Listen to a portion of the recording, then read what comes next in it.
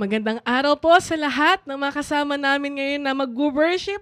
Grabe, no? Isang Sunday, isang buong linggo na naman ang dumaan at panibagong linggo ang pinagkaloob sa atin ng Panginoon. Kaya sa oras po na ito, inaanyayahan ko po kayo na kung ikaw po ay nakaupo ngayon, tara tumayo po tayo para medyo dumaloy ang ating mga dugo sa ating katawan at magkaroon tayo ng lakas, ng energy para ibigay ang karapat-dapat na pagsamba sa ating Diyos. Naniniwala po ba kayo na ang Panginoon ay magbibigay ng maraming mirakulo? Ang Panginoon, naririnig niya ang lahat ng mga sasabihin mo or maririnig niya ang lahat ng sasabihin mo mamaya.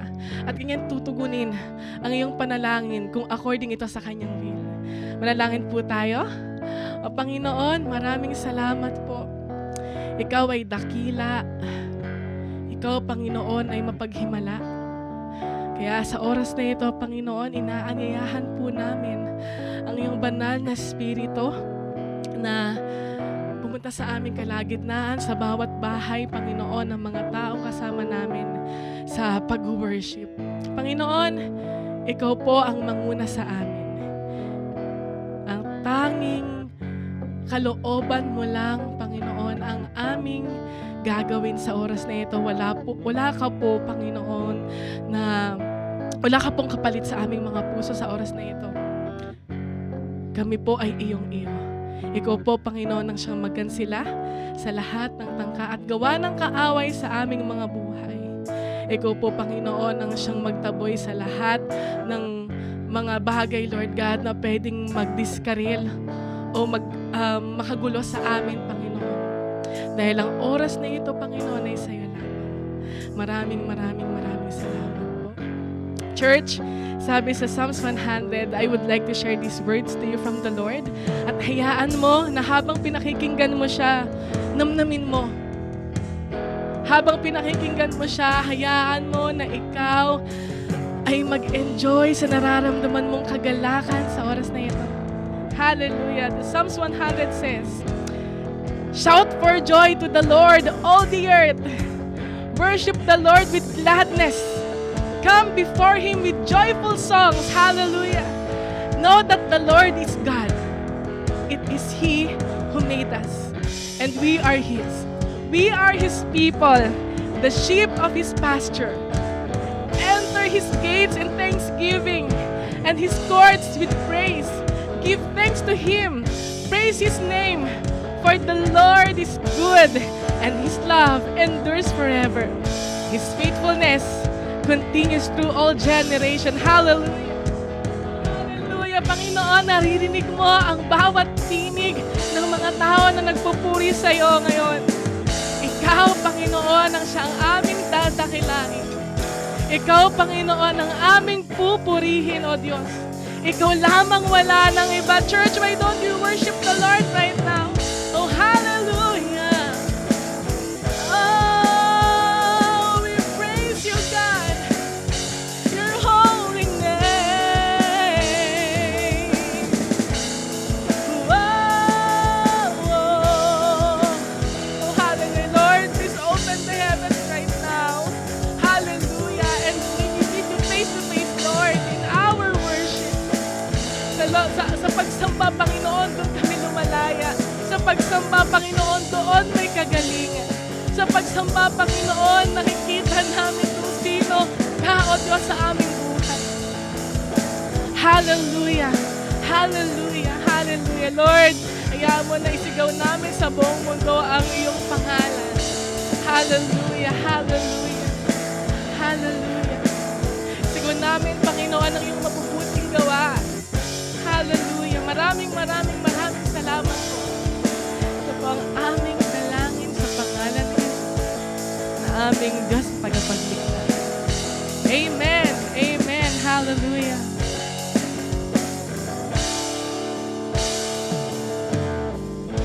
At tayo maghanda na. Halina po kayo! Tayo sumamba na sa Panginoon. Hallelujah!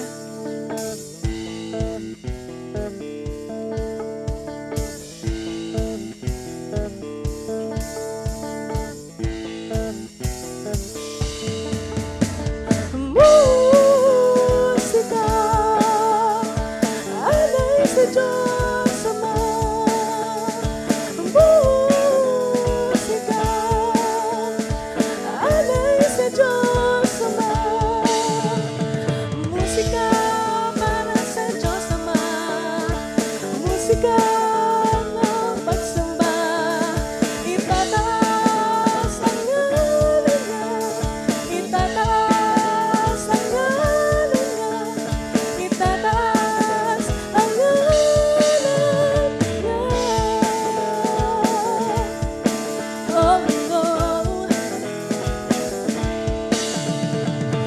Musika para sa kanya, para sa kanyang musika. Bawat tibok ng puso ko ay musika ng pagsamba. Pagsamba ay musika para sa Diyos Ama. Musika, Diyos Ama. Musika na pagsamba, Diyos Ama. Musika, musika na pagsamba ayon sa Kanya. Musika para sa Diyos Ama. Musika para sa Kanya. Itataas ang ngalan niya. Itataas ang ngalan niya. Itataas ang ngalan niya. Hallelujah! Sabay-sabay natin itaas ang ngalan ng Panginoon sa ating mga buhay. Musika mula sa krus, buhay alay ni Jesus. Si Jesus, pag-ibig niya sa kamatayan pinakita. Pinakita ang pagsamba, ang pagsunod ay musika. Kay Jesus, musika, bawat tuhod ay luluhod. Kay Jesus, musika, bawat tuhod ay luluhod. Sa pagsamba kay Jesus, ating sayaw para sa Diyos Ama. Ating galaw para sa Kanya. Ating buhay iaalay, isip at kamay. Musika para sa Diyos Ama. Musika para sa Kanya. Itataas ang ngalan niya. Itataas ang ngalan niya. Itataas ang ngalan niya. Oh, oh. Hallelujah!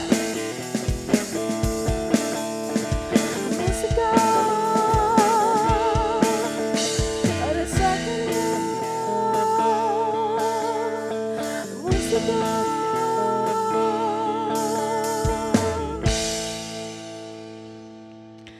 And let us continue to worship the Lord. Hallelujah!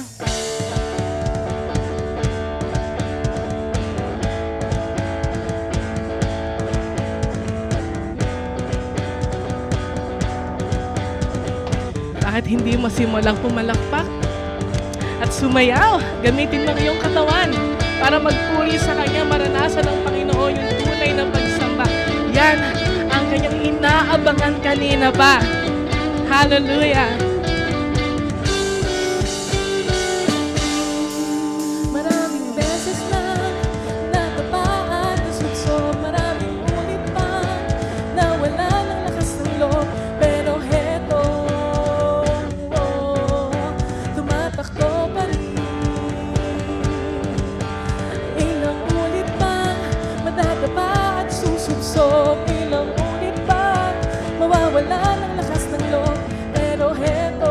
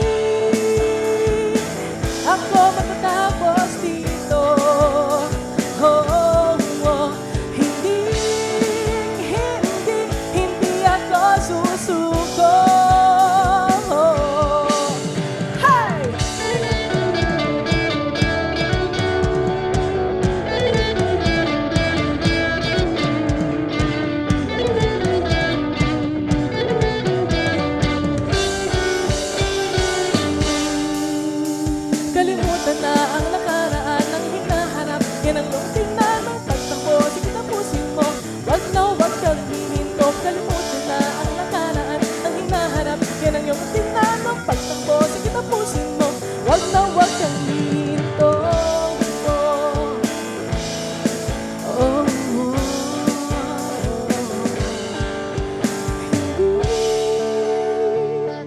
hindi ako susuko.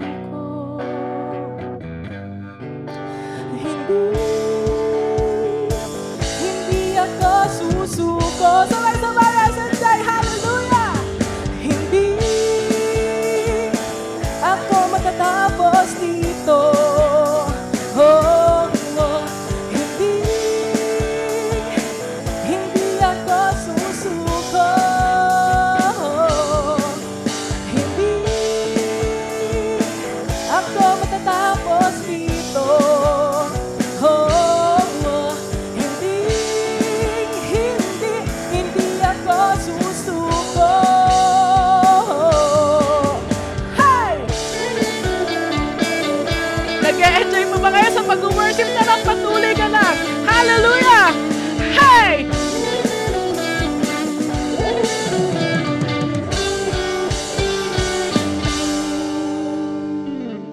Ay, grabe, no? Sa pag-awit at pagkanta, sa buhay mo, may mga times na napapagod tayo. May mga times na parang di natin nakikita yung ganda ng buhay. Pero ang pangako sa atin ng Panginoon, hindi niya tayo iiwan. Hindi niya tayo pababayaan. Alam ko, madalas naririnig natin to. Pero iba eh. Kapag ito yung tumimo sa ating mga puso, we have the assurance, the security sa buhay natin, anong mangyari, He is always there to love you, to love us. At yun po, yung sinasabi na absolute truth. Hindi magbabago.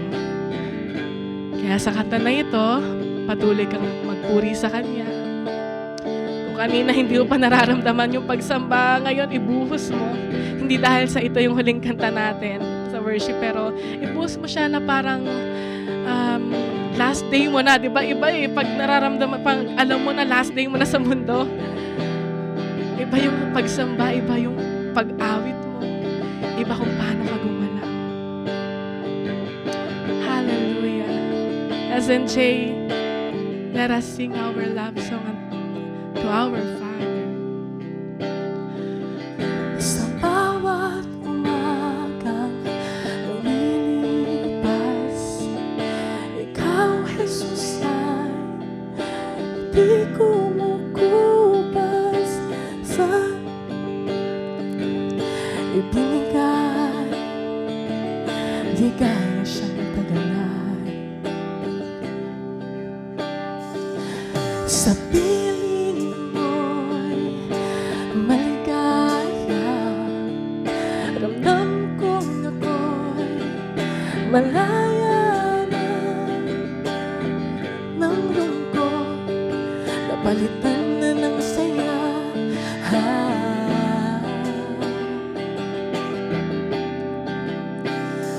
Kaya ngayon, sisigaw ko ang kabanalan mo, kabutihan mo para sa mundo. Pupurihin kita, Panginoon,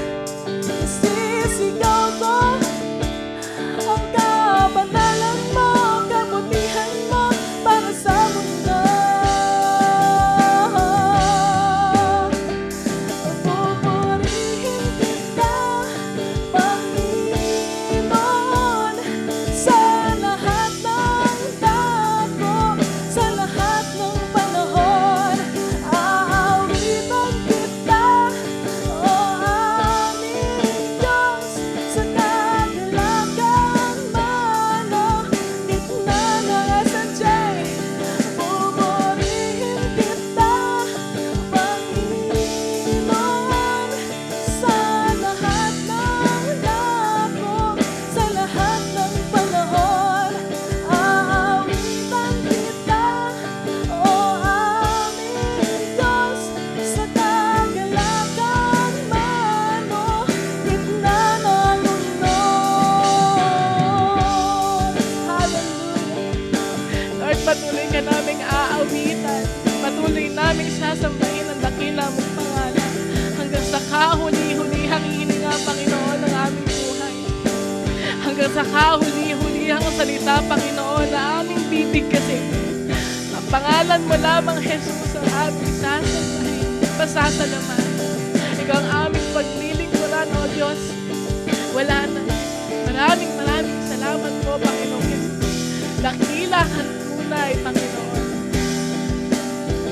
Hallelujah, hallelujah, hallelujah. Salamat, salamat, salamat. Hallelujah.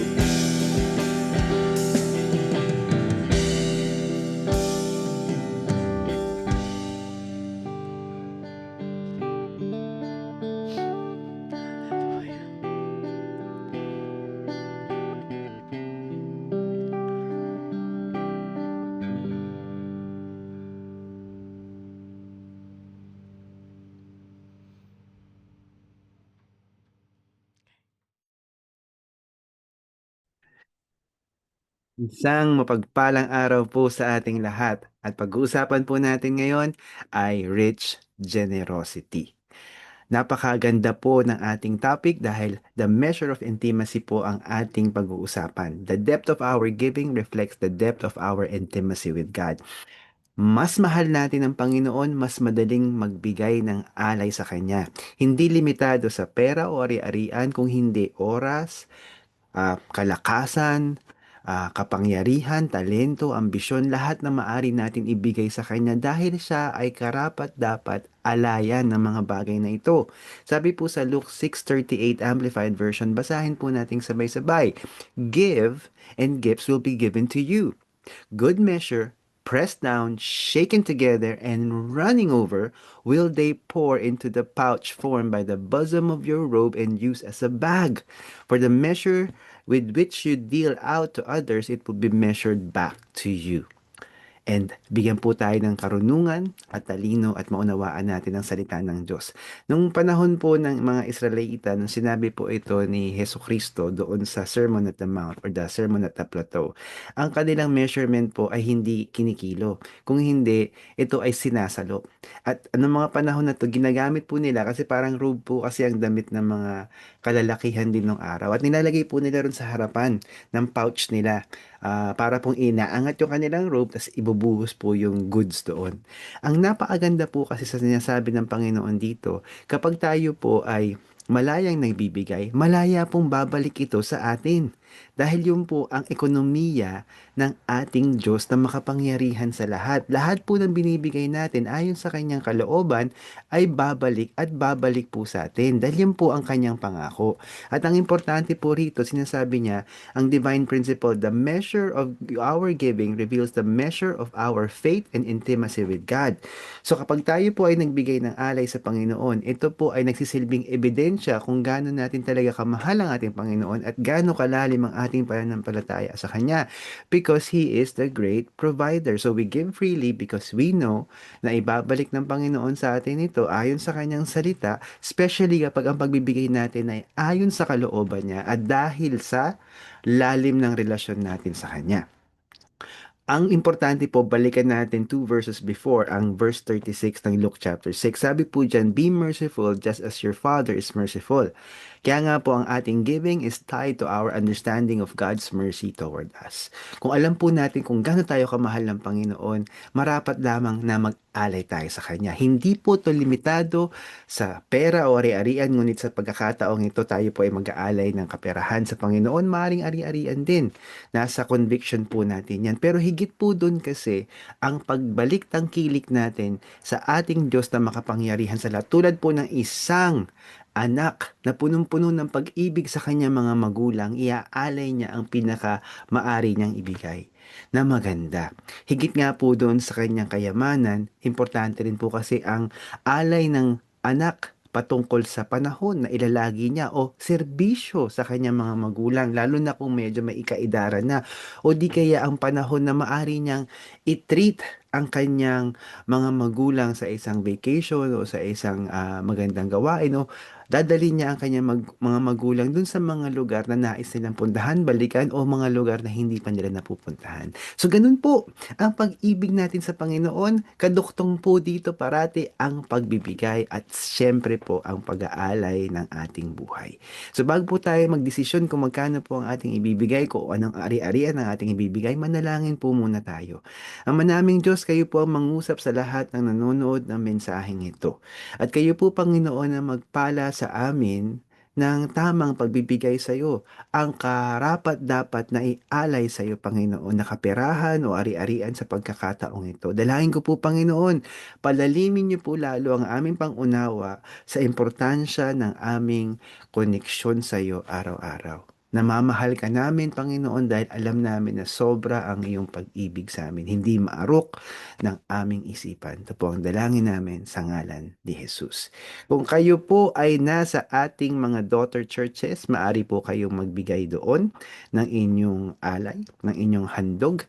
At kung hindi naman po, maari po kayong magbigay electronically sa GCash Maya 0917-528-1069, Claribel Aviera, at BDO account 0004-9044-0207, Claribel Castro. Mas maganda po kung mabibigay niyo po ang pangalan ninyo kapag kayo po ay nagbigay ng alay o handog ninyo sa ating Panginoon. Sa pagpalain po kayo at hayaan niyo po na patuloy tayong mag-alay na mula sa ating puso ayon sa kagustuhan ng Panginoon. Until next time, goodbye and God bless you. Isang magandang araw sa atin lahat and welcome. Isang napakagandang linggo na naman po tayo magkasama-sama, at sa buwan ng Hulyo, meron po tayong panibagong series, of course.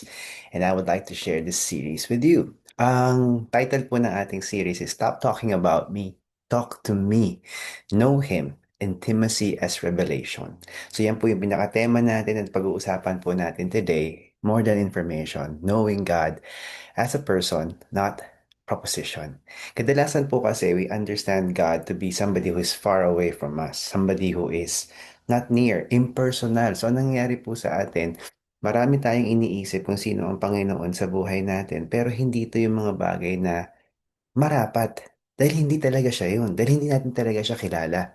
Kaya po, sa series na to, ang pag-uusapan po natin ang napaka-importanting bagay na dapat kilalanin natin ang ating Panginoon. So isipin niyo na lang po, napapanood niyo ako sa video, kung hindi niyo po ako kakausapin at hindi niyo po ako mararanasan ng personal sa pag-uusap o pagkakaengkwentro, hindi niyo po talaga makikilala ang aking personalidad.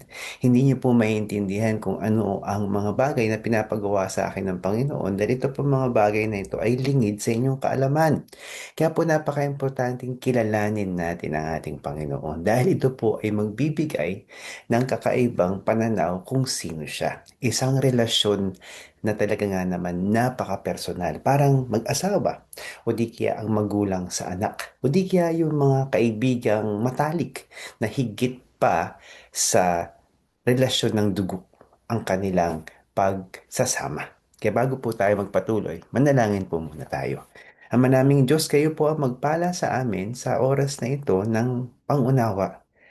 Higit doon, Panginoon, turuan niyo po kami sa oras na ito na manamnam namin ang inyong salita. At ito po, Panginoon, ay ma-apply namin sa aming buhay araw-araw. Alam po namin, Panginoon, na hindi namin kayang mabuhay na kami ay malayo sa iyo ng buhay na makabuluhan, buhay na meron direksyon, buhay na makapangyarihan, buhay, Panginoon, na magdadala sa amin ng inspirasyon, meaning and purpose. Sa araw po na to, Panginoon, ang hiling namin. Bigyan niyo po kami ng grasya para ang atensyon namin, Panginoon, ay pumasayo. Hindi sa mga gawaing bahay, hindi sa mga deadlines. Ito man, Panginoon, ay opisinang o gawain, Panginoon, sa eskwelahan o sa komunidad.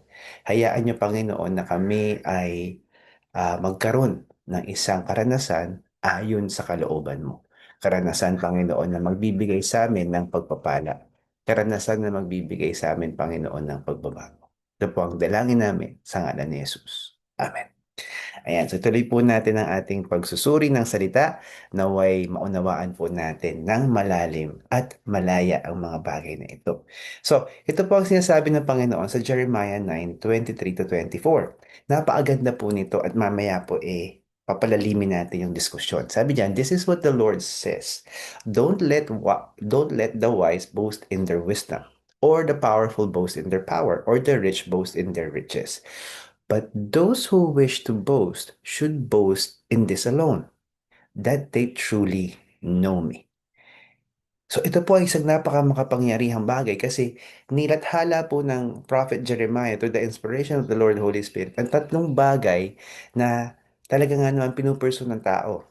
Ang talino, ang kapangyarihan, at ang yaman. Ito po yung mga nagbibigay sa atin ng karanasan para maging mayabang tayo. Tayo ay matalino, kung tayo ay may kapangyarihan, may impluwensya tayo, meron tayong posisyon na kainggit-inggit o di kaya tayo ay mayaman. Yan po talaga ang hinahabol ng mga tao at diyan nagyayabang ang mga tao sa kapaligiran natin.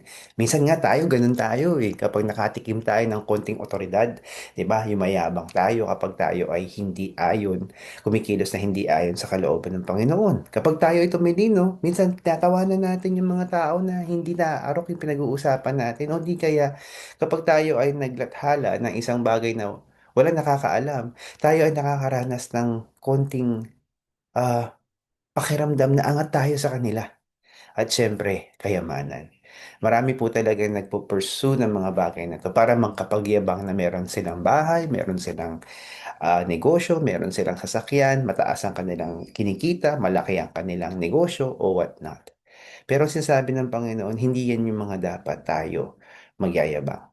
Kung meron tayong ipagyayabang, kilala natin ang ating Panginoon. Hindi kilala ayon sa kwento ng ibang tao o ayon sa nabasa natin, kilala natin ang Panginoon dahil meron tayong mataimtim na relasyon sa Kanya. Alam natin kung paano siya magmahal. Alam natin kung gaano siya kabuti. Kilala natin ang Panginoon so much so na magtitiwala tayo sa Kanya at hindi natin hahawakan ang ating buhay sa ating mga kamay. Dahil hindi po talaga makakabuti yon. Pag-uusapan po natin ang mga katotohanan na pagpapalaya. Number one, knowing about God is not the same as knowing God. So iba po ang impormasyon, iba ang relasyon. Number two, God defines exactly what He wants us to know about Him. So ito yung mga bagay na gusto niyang sabihin kung sino talaga siya. Nasabi po natin yan nabasa po natin yan sa verse 24 ng Jeremiah, yung binasa natin kanina. And we will expound on that. Jesus Christ is the complete revelation of the Father. So, ang amang Diyos ay ika nga, equal to God the Father. And of course, ito po yung isang bagay na pag-uusapan po natin. The most terrifying alternative, I never knew you. So ito po yung mga bagay-bagay na pag-uusapan natin dahil ito po yung mga importanteng mga bagay. Linggo po na tayo ay handa, tayo po ay bukas sa katotohanan ng Panginoon at tayo po ay makakaranas ng kanyang presensya at pag-ibig sa oras at pagkakataon na ito. Ituloy po natin ang ating pagsusuri ng salita, naway tayo po ay mabiyayaan nito. So, knowing about God is not the same as knowing God. Again, balik po tayo sa Jeremiah 9:23 to 24. But those who wish to boast should boast in this alone, that they truly know me. So, verse 24 lang po pala yan, sorry. Verse 23. So that they truly know me and understand that I am the Lord who demonstrates unfailing love and who brings justice and righteousness to the earth, and that I delight in these things I, the Lord, have spoken. So, we will concentrate on that bit. At meron po akong papakita sa inyong dalawang importanteng Hebrew word so that we may understand ano nga ba ang sinasabi ng Panginoon. That they truly know me and understand that I am the Lord. Una po sa lahat, pag-usapan natin yung word na Yauda. Ano po ang ibig sabihin niyan? Sinasabi ng Panginoon, if we're going to get to know Him, kailangan po direct, personal, relational experience, naranasan natin siya. Tayo po ay nasa kalagitnaan ng dilubyo o problema. Naranasan natin ang kamay at kilos ng Panginoon upang ang problema ngayon ay malagpasan natin. Hindi dahil sa kakayahan natin, kundi nandun siya, katuwang natin siya, at pinamunuan niya tayo dahil nagpasakop tayo sa Kanya. So hindi po ito ay alam lang sa isip na ang Diyos ang lumikha ng langit at lupa, 'di ba? Siya ang may hawak at akda ng ating buhay. No, it's an intimate experiential knowing forged through encounter and covenant. Paano po 'to? Ang Biblia po, ang luma at ang bagong tipan ay kontrata. The Old and the New Testament. Kontrata po yan. Kung kilala natin ang Panginoon, alam natin ang kontratang ito ay solid. Hindi ito sasablay. Ang Biblia po ang pinanggalingan, yung lalo na yung moral law ng Biblia, which is the Ten Commandments, ito po ay pinanggalingan ng napakaraming batas sa ating bansa at sa iba't ibang bansa. That ito po ang the moral code kung titingnan po natin. So pag naranasan po natin ang Panginoon sa pagsunod natin ng kanyang salita ng Diyos, pero higit doon din meron tayong karanasan sa pag-engkwentro sa Kanya, iba po ang dating ng mga bagay na ito. So ano po to? Ang Panginoon po kasi, ang desire niya, makilala po natin siya tulad ng isang mahal natin o pinakamamahal sa buhay. Magulang man siya, asawa o anak, o a combination of our parents, our spouses, and our children. So pag nakilala po natin ang Panginoon sa ganong level, iba po siya. Kasi paano? Ito po ay sa pamamagitan ng panahon, ng ating karanasan with each other, yung history natin o story natin with each other. At ito po ay isang engkwentrong malayang ine-express natin. So that's to know. So huwag natin kalimutan, Yauda. Sabihin mo nga sa katabi mo, Yauda. Kalawang word na importante po ay Hesed. Hesed, sinabi niya po kasi unfailing love. Ano po ang ibig sabihin nito? Kontrata ito ng Panginoon.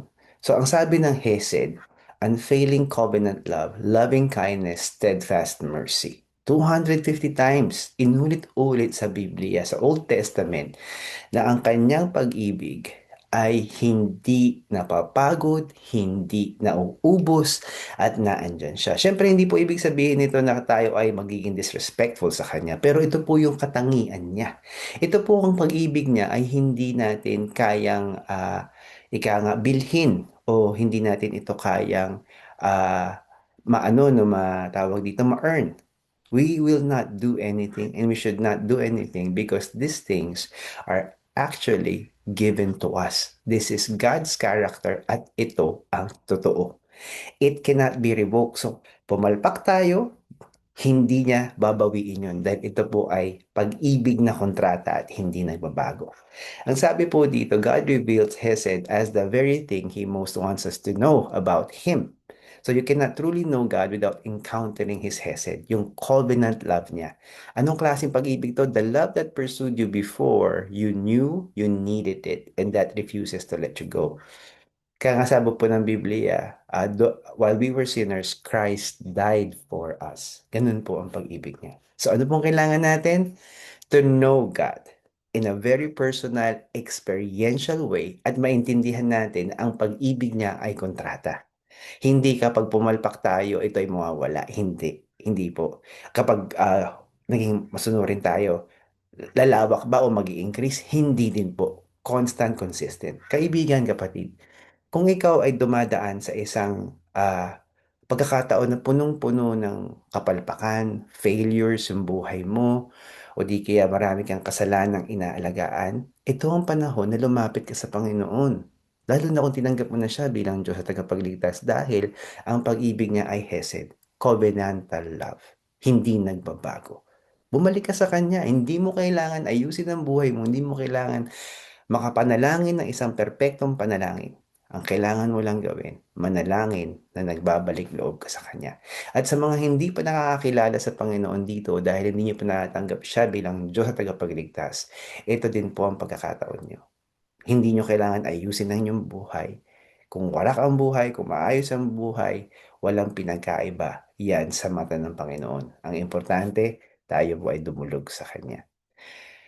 Ano po ba ang gustong ipaalam ng Panginoon sa atin na pag-usapan po natin to kanina yung Hesed, unfailing love, or covenantal love? So, meron siyang sinabi. Sabi diyan, but those who wish to boast should boast in this alone, that they truly know me and understand that I am the Lord. who demonstrates unfailing love, and who brings justice and righteousness to the earth.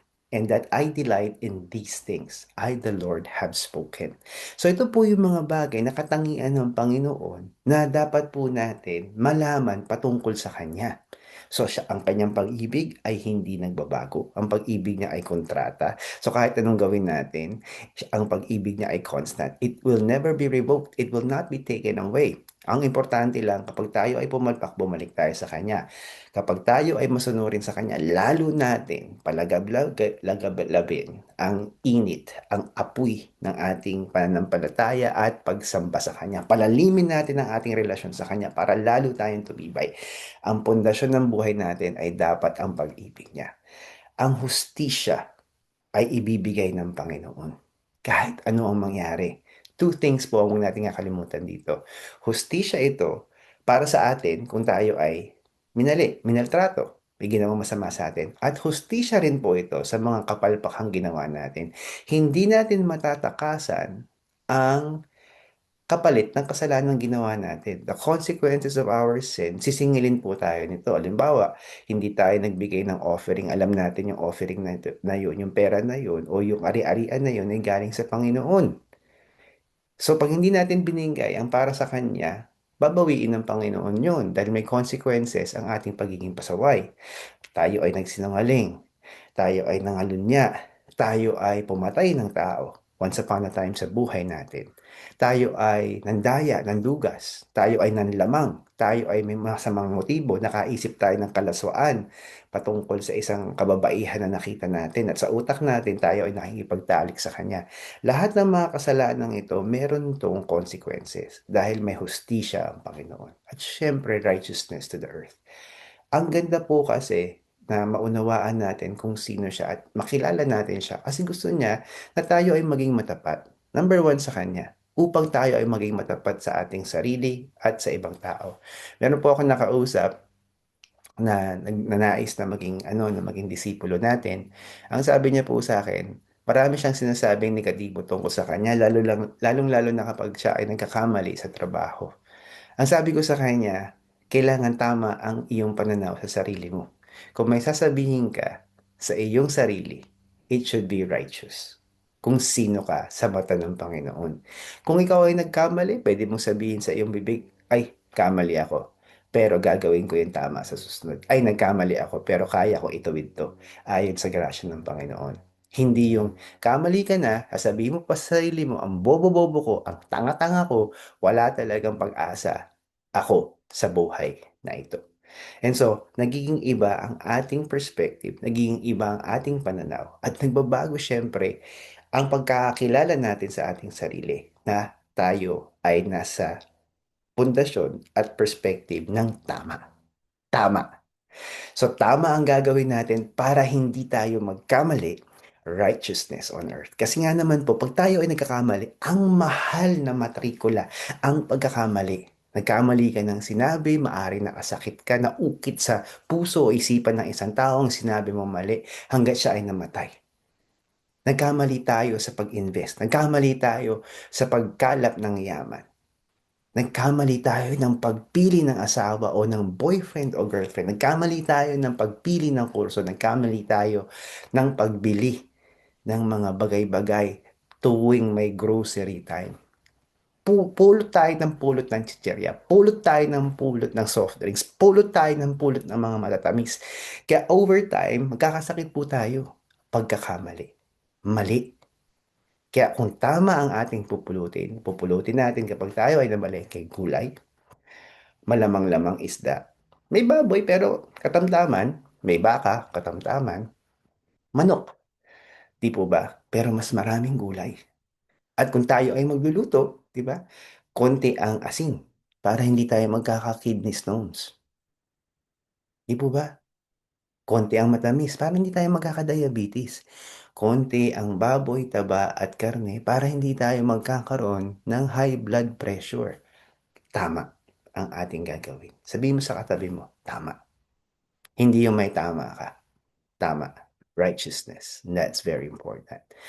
So, ito pong eksenang ito ay nakakaaliw. Basahin ko po sa inyo ito because maraming marami kasi ng panahon na ito, inaalam kung sino ba si God the Father. So sabi ni Jesus Christ is a complete revelation of the Father. So sabi niya kay Philip, John chapter 14 verse 9, from the New Living Translation, Jesus replied, have I been with you all this time, Philip, and yet you still don't know who I am? So again, hindi kilala ni Philip si Jesus in a very personal experiential way. Kilala niya si Jesus bilang rabbi. Kilala niya si Jesus from the perspective of that type of relationship. Sabi po ni Jesus Christ sa kanya, anyone who has seen me has seen the Father.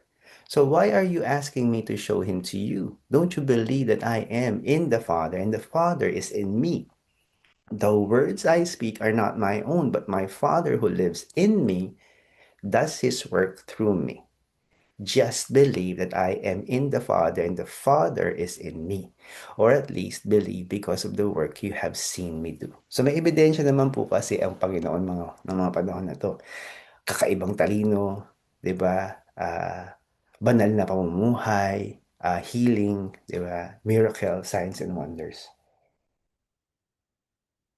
Kaya kung titignan po natin dito sa perspective na 'to, si Philip may nakita na siyang ebidensya ng kilos ng Panginoon na nakalinya sa pagka-Diyos ng Diyos Ama. At yan po ang isang napakaimportanteng ehemplo ng Panginoon. I and the Father am one. Kaya nga po 'pag tayo nakilala natin ang Panginoon, nagiging kawangis, tayo ng Diyos. We become like Jesus Christ. Paano mag-isip, paano magsalita, paano mamuhay. So there's this commandment in Ephesians chapter 5. Meron kasi akong kausap na asawa. Ang sabi ng Ephesians chapter 5 about husbands loving yung ano, no, yung wives nila. Sabi po kasi doon may portion doon na huwag tayong gagawa ng mga bagay na makakasakit ng damdamin. So ang sabi ko sa kanya, ano bang ginagawa mo na nakakasakit ng damdamin ng asawa mo? Sabi niya, hindi ako naglilinis ng bahay. Hindi ako nagliligpit ng maduming damit. Tinignan niya yung mga bagay na maliit, pero maaring malaki pala sa perspective ng kanyang asawa. So sabi ko sa kanya, yan ang utos ng Panginoon. Mahalin natin ang ating asawa tulad ng pagmamahal ni Kristo sa simbahan. So anong gagawin mo ngayon? Paglilinis ng bahay, pupulutin ko ang mga marurumi kong damit. At kung iisipin ko, kailangan kong kausapin ang aking asawa, ano ba yung mga bagay pag nagagawa kong nakakasakit ng damdamin niya. So, gano'n po siya. Kaya nga po maraming mga mag-asawa nagkakasamaan ng loob kasi hindi nag-uusap at hindi nila maintindihan ano nga ba yung dapat nilang approach sa bawat isa. Kaya nga po, kung tayo ay magiging si Jesucristo, iisipin natin parati, ano ba yung sinasabi, kinikilos natin na maaaring nakaka-offend, especially doon sa ating anak. Di po ba? Kung pinipilit natin ang ating anak sa isang bagay na hindi naman siya nilikha ng Panginoon para maging ganun. Kaya nga po sa mga Pilipino, either magne-nurse ka, magke-caregiver ka, 'di ba? O di kaya mag-i-engineer ka, magdodoktor ka, o di kaya ikaw ay magiging professional in a way na degree course. Eh paano kung pang-vocational pala ang design ng Panginoon sa'yo? Parang siya, technically si Jesus Christ po, siya ay isang vocational, technical individual dahil siya ay isang master carpenter or master craftsman. So hindi siya equivalent sa isang degree course na tapos ni Jesus. Siya ay isang technically, kung titignan natin, para siyang graduate ng TESDA. Dumaan siya sa vocational technical na kurso. At ito po ang pinaka-nakakayanig ng dibdib. Marami magsasabi sa panahon na ito, especially the time of judgment, na ito siya. Matthew 7:21 to 23 NIV version says, not everyone who says to me, Lord, Lord, will enter the kingdom of heaven, but only those who does the will of my Father who is in heaven. Many will say to me on that day, Lord, Lord, did we not prophesy in your name? And in your name drive out demons, and in your name perform many miracles. And I will simply tell them plainly, I never knew you. Away from me, you evildoers. Wow. So marami po na magsasabi na sinamba nila ang Panginoon, nagsilbi sila sa Panginoon, sila ay gumawa ng mabuti sa ngalan ng Panginoon. They even drove out demons. Kaya nga po, hindi po porque umaattend kayo ng church, kayo ay nakakilala sa Panginoon. Anong sabi ng Panginoon? Hindi ko kayo kilala. Kaya kung babalikan po natin ang nais ng Panginoon at ito ang ebidensya ng ating kaligtasan, kilala natin ang Diyos. At kung kilala natin siya, alam natin yung tatlong bagay na sinabi niya sa Jeremiah chapter 9 verse 24. Napaka-importante po ng tatlong bagay na sinabi ng Panginoon sa atin nung ni-reveal niya kung sino siya. Meron akong unfailing or covenantal love na hindi magbabago. Huwag mong kakalimutan yan. Meron akong hustisya na i-implement, either laban dun sa mga naka-offend sa'yo o yung hustisya na kalakip ng kasalanan mo. At syempre, katwiran. Yung tamang pamumuhay. Dahil yun ang magbibigay sa atin ng magandang pananaw. So, kailangan po natin examine ang ating sarili. Kilala ba talaga natin ang Panginoon? O nagpapanggap tayong kilala natin siya? Kilala ba natin ang Panginoon based sa ating theology o sa ating academic proficiency? O talaga bang kilala natin siya by experience and by relationship? So tayo po ba ay nagpo-pursue ng karunungan o kaalaman tungkol sa Panginoon? Di ba?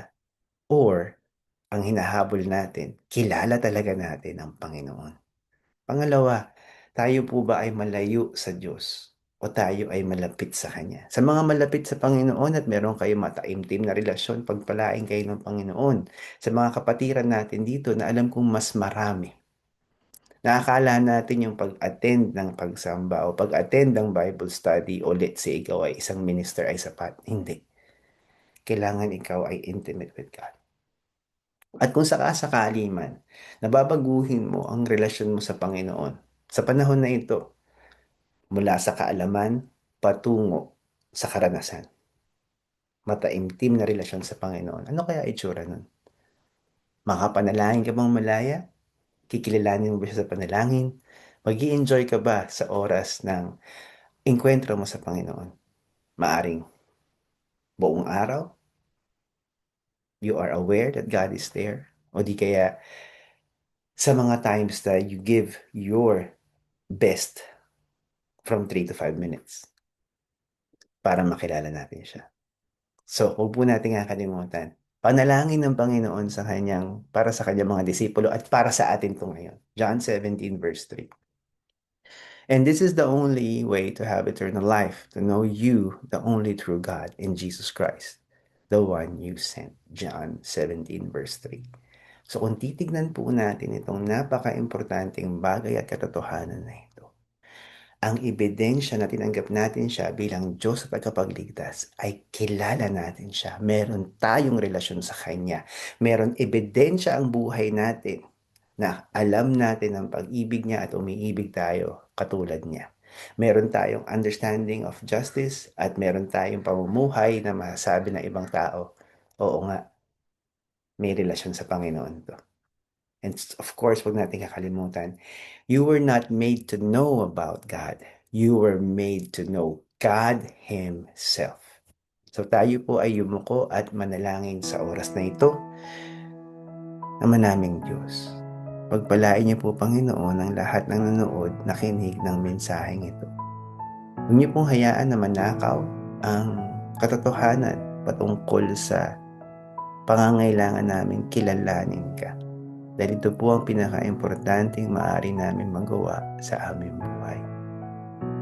Aanyayahan ko po ang hindi pa nakakatanggap kay Jesus bilang Diyos at tagapagligtas at hindi pa kayo nakakasimula sa isang relasyon with Him. And so I invite you over. Sa mga kasama ko ngayon, maaari ba natin ipanalangin ng mga nakikinig o nanonood ng mensaheng ito na matanggap nila si Jesus bilang Diyos at tagapagligtas? Kung ikaw to, kaibigan, gawin mo ang tatlong hakbang na ito. Una sa lahat, sa iyong isipan, manalangin ka at hingi mo ng tawad ang lahat ng kasalanang naaalala mo. Sabi ng Panginoon, He is faithful and just to forgive us and cleanse us of all unrighteousness. Di naman kailangan lahat ng kasalanan maalala natin at mahingi natin ng tawad. No, it doesn't work that way. Kalawa, magpasalamat ka kay Jesus because the way, the truth, and the life is Jesus and Jesus alone. He is the one who saved us. He is the one who died for us. on the cross so that we may have life and life to the full. And lastly, kailangan mong ulitin itong panalangin na ito. I-verbalize mo siya. Kailangan sapat para marinig mo ang iyong sarili, because the Bible is very clear in the book of Romans. Sabi niya, if we believe in our heart that Jesus is God and He was raised from the dead, and we confess it with our mouth, then we shall be saved. Paraphrased. Hallelujah. So repeat after me. Jesus, nais ko pong magkaroon ng relasyon sa iyo. Nais ko pong maranasan sa buhay ko kung sino ka. Inaanyayahan po kita na maghari sa aking buhay bilang Diyos at tagapagligtas. Amen. Pwede tayong dumilat panandalian sa lahat po na nanalangin ng panalangin ito. Kapag ito po ay namataimtim natin na panalangin, dahil tayo po ay bumalik sa Panginoon, humingi tayo ng tawad, we have that repentant heart, at meron pong ebidensya ng pagbabago, dahil pinanalangin natin itong panalangin na ito, malaki po ang probability na ikaw ay ligtas na. So ano mangyayari ngayon sa iyo? Magkakaroon ka ng pagkauhaw sa presensya at salita ng Panginoon, at ikaw ay maghahanap ng simbahan, at ikaw ay maghahanap ng fellowship with the believers. And potentially, you will be seeking for the truth. So inaanyayahan ka namin na maging part ng Salvation in the Name of Jesus, o kung saan man o kung sino man ang kilala mong Kristiyano, pwede kang lumapit sa Kanya at ikaw ay magkaroon ng pagkakataon para alamin kung ano yung mga dapat mong gawing next steps. But you are more than welcome to come, so reach out to us. At ngayon, nais ko pong ipanalangin ng mga kapatiran. Tayo po ay yumuko at pumikit muli. Ama naming Diyos, marami po, Panginoon, sa aking mga kapatiran. Kadalasan, Panginoon, naging kampante, komportable, lalo na kung may pera sa bulsa.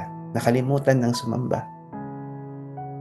Minsan na nakakatakot, Panginoon, talaga nga bang ligtas sa mga kapatiran ito? Sabi niyo sa Matthew chapter 7, 22 to 23. At the day of judgment, sasabihin mo sa mga taong ito, I do not know you. Because these people did not know you as well. Anong sabi niyo? Away from me, evildoers. Ang sinabi niyo, Panginoon, sa mga verses na ito yung mga tao who drove out demons, who ministered, who served you, and yet they are not truly saved because they failed to know you. Sa lahat po ng mga kapatiran, naway suriin nila ang kanilang buhay kung meron talagang ebidensya ng totoong kaligtasan sa kanilang araw-araw na pag-iisip, pagsasalita, at pagkilos. Dahil maliwanag pong sinabi niyo sa Biblia na ang mga nakakilala sa iyo ay hindi maaring magpatuloy sa kasalanan. At kung sila, Panginoon, ay talagang nakakakilala sa iyo, they will obey you because they know your commands. And ito po yung natural na pagbabalik tangkilik ng aming pagkakakilala sa iyo. Obedience is the evidence, Lord God, that we love you back and we know you. And so today, palayain niyo po, Panginoon, ang lahat ng mga kapatiran kong nalinlang ng pagkakataon na layo sa iyo at bumalik silang lahat sa iyong presensya. Dahil alam ko po, Panginoon, malungkot sila, walang direksyon, may kayabangan, mahirap man o may kaya. Ang kayabangan walang pinipiling antas ng sosyedad. Maaring sila ay kaaway nila ang asawa nila, kaaway nila ang kanilang anak dahil hindi ikaw ang sentro ng kanilang buhay. Maaring lubog sa utang, nasa trabahong hindi sila masaya o sa kursong mali, sa propesyon na hindi mo iginawad, Panginoon, ang tawag sa kanila. Maaring sila ay nagsisilbi sa simbahan ngunit napapagod at inaakala nila na ito ay sapat na, ngunit hindi pala. Panginoon, naway sila ay bumalik sa iyo, humingi ng tawad at manumbalik ang kanilang relasyon. Ito po ang dalangin namin sa ngalan ni Jesus. Amen. So maraming salamat po for joining us. Kung itong mensaheng ito ay nakatulong sa'yo, naway ipamahagi mo as part of our virtual evangelist partners. At kung ikaw ay naghahanap ng simbahan, please reach out to us, pop a message, and then we will actually have that interaction with you.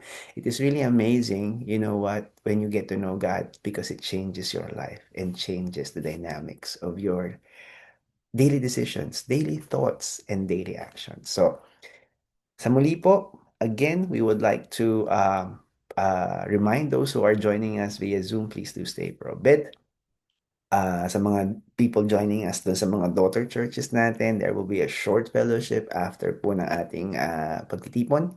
Pero higit dyan sa mga kasama po natin virtually, please come and get to know Him. God bless you and keep you, and may He make His face shine upon you. Goodbye for now, and see you next time.